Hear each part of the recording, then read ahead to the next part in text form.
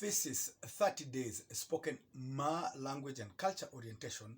My name is Teto Weletutuma.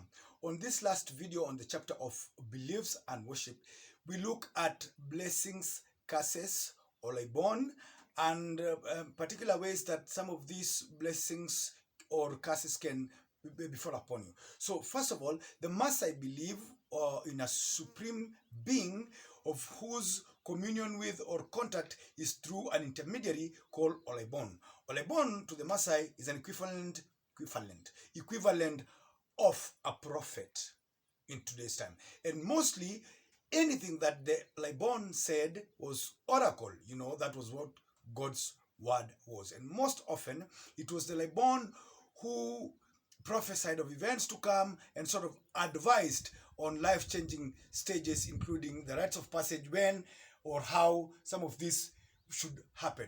And so, blessings and curses. If you respected elders, if you respected your parents, if you respected or took care, then Abi interrupted the recording. But here's how you can earn blessings or curses: respect or disrespect for elders, caring for or negligence of orphans and widows, going against cultural norms or observation of cultural tenets.